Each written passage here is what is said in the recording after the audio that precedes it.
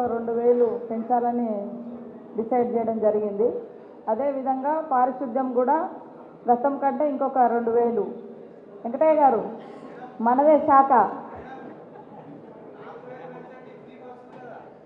4000 లేవు, పక్క రాష్ట్రాల నుంచి అద్దెకు తెచ్చుకోవాలి. ఇప్పుడు అది అంటే మరి గత గవర్నమెంట్ ఎట్లా ఆర్టీసీని మొత్తం స్మార్ట్ చేసుకుంటూ వచ్చింది. ఇప్పుడు బస్సులు కూడా అందుబాటులో లేవు. ఉన్న వాటితో మేము రన్ చేస్తా అంటే వాళ్ళు మమ్మల్ని మరి ఆడోళ్ళు కొట్లాడుకుంటారని ఆడోళ్ళని ఒక కొట్లాడుకునే వాళ్ళలాగా టీఆర్ఎస్ గవర్నమెంట్ ట్రీట్ చేస్తూ ఉంది. తర్వాత ఆటోలను ఎంకరేజ్ చేస్తూ అంటే రెచ్చగొడుతున్నారు.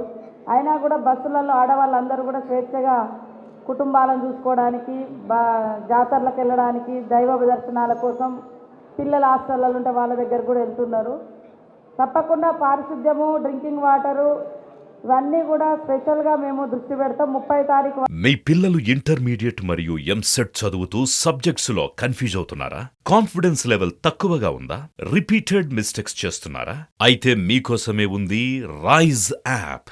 1 lakh క్వశ్చన్ బ్యాంక్ వరకు దాదాపుగా 90% వర్క్స్ అన్ని కూడా కంప్లీట్ చేయాలని మేము అనుకున్నాము. ఇప్పుడు మళ్ళీ ఈ రివ్యూలో అదే ఉంటుంది.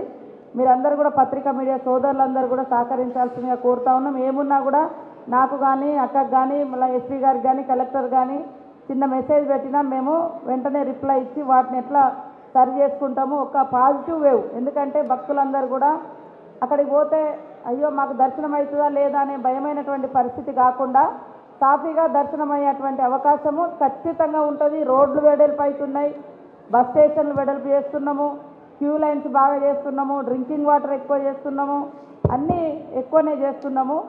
మీరందరూ కూడా మరి సైనికులాగా ఈ యొక్క జాతరను మనం విజయవంతం చేసుకోవడానికి సహకరించాలని మిమ్మల్ని అందరినీ కోరుకుంటాము. మేడం